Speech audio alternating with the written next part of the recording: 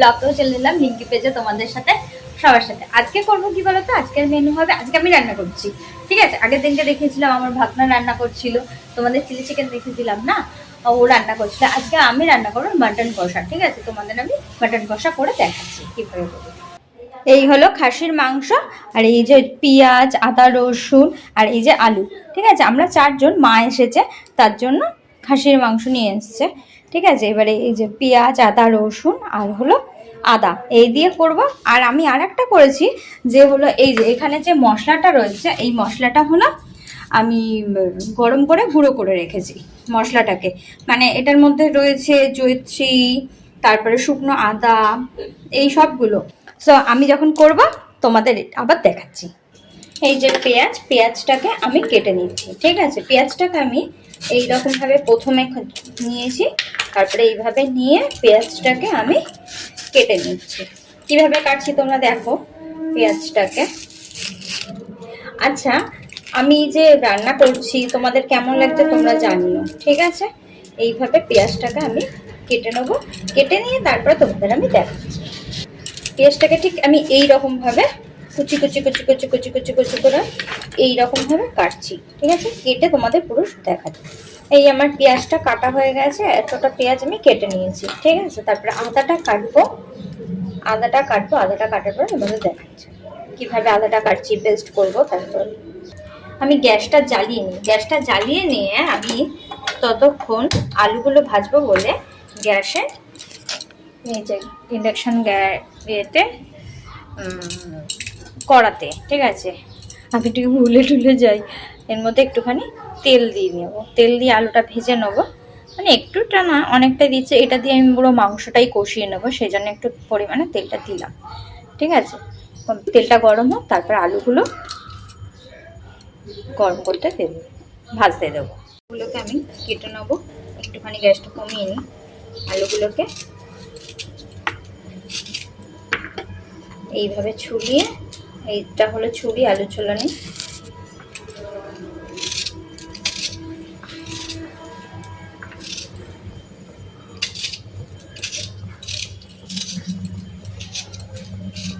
তোমাদের আগেই দেখিয়ে নিয়েছি আমি কটা আলু নিয়েছি, ঠিক আছে। আমি এইভাবে আলুগুলোকে ছুলিয়ে নিয়ে আলুর পিসটা আমি করব। আলুর পিসটা আমি ঠিক এইরকমভাবে দু টুকরো করে দেবো আলুর পিসটাকে। তারপর আলুগুলো কেটে দেখা, এই যে আলুগুলো কাটা হয়ে গেছে, এইভাবে সব কটা আলু আমি কেটে নিচ্ছি। এবারে ধুয়ে তারপর আমি ভাজতে বসে দেখো। আলুটাকে আমি ধুয়ে নিয়ে ভালো করে তারপরে নুন হলুদ মাখিয়ে, এই যে একটু হলুদ দিলাম, এই যে নুন দিলাম একটু সামান্য, দিয়ে মাখাবো। মাখিয়ে নিই ভালো করে, মাখিয়ে নিচ্ছে।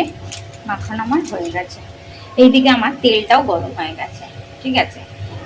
এখানে আমি আলুগুলো ছেড়ে দেবো।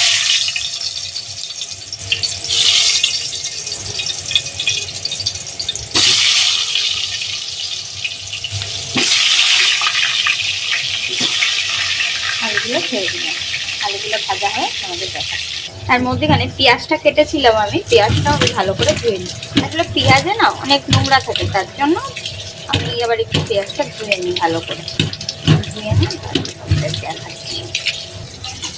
আলুটা উল্টে পাল্টে দিই, তাহলে একটু লাল লাল টাইপের হয়ে যাবে।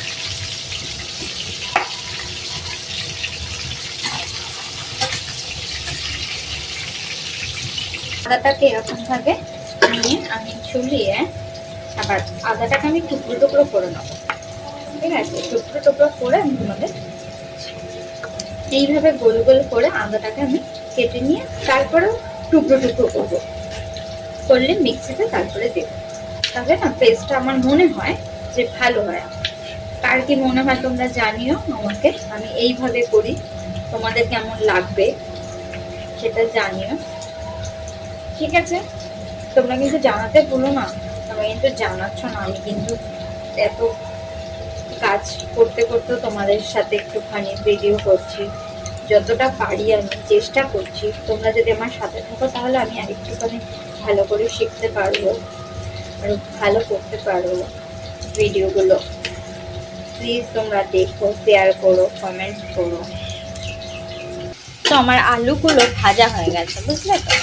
আদা কাটতে কাটতে আলুগুলোকে ভেজে নিয়েছি। এবার আলুগুলোকে একটা একটা করে তুলে নেবো ভাড়ার মধ্যে। আলুগুলোকে তুলে নিয়ে তারপরে আমি আবার পেঁয়াজ এর মধ্যে দিয়ে দেবো। এই যে তেলটার মধ্যে যে পেঁয়াজগুলো আমি কেটেছিলাম সেই পেঁয়াজগুলো আমি দিয়ে দিলাম। পেঁয়াজগুলো দেওয়ার পরে আমি যে পদ্ধতিতে মাংস করি মাটন, ঠিক আছে, আমি সেই পদ্ধতিতেই তোমাদের দেখাচ্ছি। এবার পেঁয়াজগুলো একটু লাল লাল করে ভেজে তারপরে এই যে মাটনটাকে ধুয়ে রেখেছি এই মাটনটা এর মধ্যে দিয়ে দেবো।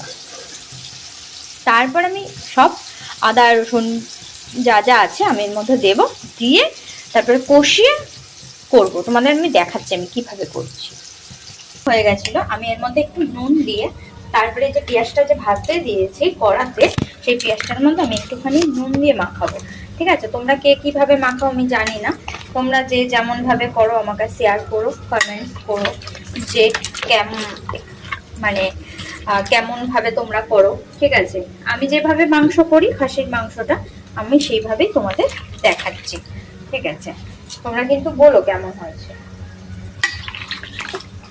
ঠিক আছে, এইভাবে মাখিয়ে অনেকে রেখে দেয়, আমি রেখে দিই না। ঠিক আছে, আমি এইভাবে মাখিয়ে এই যে পেঁয়াজটা যে ভাজতে দিয়েছি, পেঁয়াজটার মধ্যে এই মাটনগুলো আমি দিয়ে দেবো। কি হবে বলো তো, এটার মধ্যে দিয়ে দিলে আমার মনে হয়, ঠিক আছে, মানে আমার যেটা ভালো লাগে, আমি এগুলো দেওয়ার পরে পেঁয়াজটাও তো ভাজা হবে, তার সাথে এই যে মাংসটা যে দিলাম, মাংসটা যেহেতু টাইম শর্ট থাকলে অনেক থাকলে পেঁয়াজের সাথে সাথে মাংসটাও ভাজা হবে, কষতে থাকবে, মানে নরম হতে থাকবে। খাসির মাংস যেহেতু আমাদের কি মুরগির মাংস আমরা বসালেই হয়ে যায় মোটামুটি, আর খাসির মাংস একটু সময় নেয়, তাই কিন্তু পেঁয়াজ ভাজতে ভাজতে মাংসটা এর মধ্যে দিয়ে তারপরে আদা রসুন পেস্টগুলো আমি করতে থাকি। তাতে কি হয়, এটাও হতে থাকে, আমি ততক্ষণ কাজগুলোও সেরে নিই। ঠিক আছে, তাহলে আমি দেখো এই যে আদাগুলো টুকরো করছি, রসুন আছে, রসুনটাকেও আমি কাটবো, কেটে পেস্ট করে আমি দেখাচ্ছি। তার মধ্যে আমি এটা একটু ঢেকে দেবো, ঢেকে দিয়ে ভাজাটা হতে থাকবে, ততক্ষণ ভাপে ভাপে মাংসটাও সিদ্ধ হতে থাকবে। তারপরে আমি মশলাগুলো দিচ্ছি এক এক করে। রসুনগুলো আমার এইভাবে রসুনগুলো চুলানো হয়ে গেছে। এবারে আমি এটাকে মিক্সির মধ্যে করে তোমাদের আদা রসুনটা পেস্ট দেখাচ্ছি। আদা রসুনটা আর পেস্টের মধ্যে আমি এই যে রেড চিলি কাশ্মীরি মির্চি রেড চিলি পাউডারটা যেটা রয়েছে এইটা আমি দিয়েছি। ঠিক আছে, এর মধ্যে শাহি গরম মশলা সানরাইজ যেটা রয়েছে সেই গরম মশলাটা আমি এটার মধ্যে দেব। তো আমি গরম মশলাটার মধ্যে দিয়ে দিলাম এরকম করে। ঠিক আছে, তারপরে আমি একটু লাগলে পরে আমি একসাথেই করে ফেলি, বুঝেছো তো? এবার লাগলে পরে তখন আমি দেব। আর ততক্ষণ পেঁয়াজ আর এই মাংসটা আমি বসিয়ে রেখেছি। তো দেখে নেবো আমাদের আদা রসুন পেস্টটা কতটা হলো। এই যে আমাদের পেস্টটা হয়ে গেছে। ঠিক আছে, আর আমাদের এর মধ্যে যদি লঙ্কা লাগে আমরা তখন একটু লঙ্কা দেবো। ঠিক আছে, এই পেস্টটা আমি এবার এটার মধ্যে ঢেলে দেবো। এর মধ্যে ঢেলে দিলাম, তারপর আমি কষাবো। এর মধ্যে নুন দেব, এবার হলুদ দেব, এই যে হলুদ দিলাম, এই যে নুন দিলাম, যতটা লাগবে ততটা দেবো। এরপরে যদি লঙ্কার গুঁড়ো লাগে তখন আমরা আবার লঙ্কার গুঁড়ো দেবো। আগেই তো বলেছি আমি গরম মশলা দিয়েছি, পেঁয়াজটাকে ভাজতে দিয়ে দিয়েছিলাম। এবারে আমরা মাংসটাকে এইভাবে কষাবো। কষানোর পরে অনেকে আছে না দই মাখিয়ে দেয়, আমি দই এর মধ্যে থেকে দেবো, তাহলে না একটুখানি সুন্দর হবে দেখতে। ঠিক আছে, তারপরে আমি তোমাদের দেখাচ্ছি, দাঁড়াও। আর বলেছিলাম না যে আমি মশলাটাকে করে রেখেছি, এই মশলাটা আমি ডাইরেক্ট দেবো না, এই মশলাটা আমি জল দিয়ে তোমাদের করে দেখাচ্ছি, তারপরে কিভাবে দেবো। হতে থাক, আমি ততক্ষণ ঢেকে দিই এটা। ঠিক আছে, ততক্ষণে আমরা মশলাটাকে এই যে মশলাটা রয়েছে সেই মশলাটাকে কিভাবে এই যে ছাঁকনি এটার ভিতর জল দেবে, এটার মধ্যে ছেঁকে আমি তোমাদের দেখ। এই যে এর ভিতর জলটা দিয়ে দিলাম। ঠিক আছে, জলটা দিয়ে এইভাবে ছেঁকে নেব। ছেঁকে নিলে কি হবে জানো তো, এই যে এই ব্যাপারটা আছে তো, এটা মিহি হয়নি। ঠিক আছে, মিহি করা যেতে পারতো, তবে এইভাবে দিলে কি বলো তো মুখের মধ্যে বাঁধবে না, ওই জন্য আমি এইভাবে দিই। এবার তোমরা কে কিরমভাবে দাও সে একটু বলো, আদেও তোমরা এগুলো দাও কি না। ঠিক আছে, এটা হলো ওই সব রকম মশলা ভাজা পেস্ট করে, মানে এরকম ছেঁকে একটা জল বেরাবে, সেই জলটা আমি মাংসটার মধ্যে দেবো। ঠিক আছে, একটা গন্ধ বেরাবে সুন্দর। দেখো খাসির মাংসটা কিন্তু হচ্ছে, ঠিক আছে, হতে হতে কিন্তু অনেকটা সুন্দর কালার চলেও এসেছে। দেখো এই জলটা আমি দিয়ে দিলাম এর মধ্যে। এরপর আমি কি করব জানো তো, আমি এটা বসিয়ে দিয়ে এর মধ্যে আলু দিয়ে তারপরে দই দিয়ে এর মধ্যে বসিয়ে দেবো। বসিয়ে দিতে হতে হতে আপনি থেকেই দেখবে মাংসগুলো সিদ্ধ হয়ে যাবে, মশলাটাও কষা হয়ে যাবে। এটা আমি করি এরকমভাবে, কষতে কষতেই মাংসটা পুরো হয়ে যায়। ওই জন্য আমার প্রেশার কুকার লাগে না। এবার আমি এটাকে খুলে এর মধ্যে একটু দই দেব, টক দই, একটু টক দই দেবো। ঠিক আছে, আমি এইভাবে টক দইটাকে দিই। তোমরা কে কীভাবে দাও আমাকে একটু বলো। ঠিক আছে, এর মধ্যে এবার আমি আলুগুলো আছে, আলুগুলো ছেড়ে দেবো। আলুগুলো ছেড়ে দিয়ে আমি ঢেকে দেবো, মাংসটাকে হতে দেবো। হতে দেওয়ার পরে নামানোর পরে তোমাদের দেখবো। দাঁড়ো, আলুগুলো ছেড়ে দিই। এই হলো আলুগুলো ধুয়ে দিচ্ছি, দিয়ে আমি একটু জল দিয়ে ঢেকে দেবো। দেখবো মাংসটা যখন আমরা খাবো তখন পুরো তুলতুলে হয়ে যাবে। এই যে দিয়ে দিলাম তো, দিয়ে ঢেকে দেবো এবার একটু জল দিয়ে। আর এরকম ভাবে পুরো তুলতুলে মাংসটা পুরো সিদ্ধ হয়ে যাবে। এইভাবে কষাতে কষাতে কষাতে কষাতে এই যে দিয়ে দিলাম। এরপর একটুখানি নুন দেব, নুন দিয়ে জল দিয়ে ঢেকে দেবো, পুরো হতেই থাকবে। এই যে জল দিলাম, দেওয়ার পরে এবারে ঢেকে দেবো। দেখবে মানে মাংসটা এত সুন্দর হবে। এই আমি ঢেকে দিলাম, এবার মাংসটা হতে থাকবে। হতে হতে দুটো তেজপাতা দিয়ে দিই। তেজপাতা দিলে না মানে গন্ধটা ভালো হয়, ভালো লাগে, বুঝেছো তো। তারপরে খাওয়ার সময় তোমাদের দেখাবো যে পুরো তুলতুলে নরম হয়ে গেছে মাংস। ও তোমাদের দেখাচ্ছি। তারপর মাংসটা হয়ে গেছে, আমরা এবারে মাংসটা দেখে নিই। খুলে দিই মাংসের ঢাকনিটা। দেখো মাংস আমাদের পুরো কমপ্লিট হয়ে গেছে। ঠিক আছে, এই হলো মাংসটা। দেখো পুরো রেডি হয়ে গেছে, পুরো তুলতুলে করে সিদ্ধ হয়ে গেছে মাংসটা।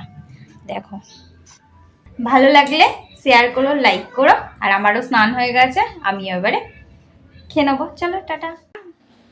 মাংসটা খাচ্ছে, দেখো কত সুস্বাদু আর কত নরম হয়ে গেছে। দেখেছো, দেখো কি সুন্দর নরম হয়ে গেছে।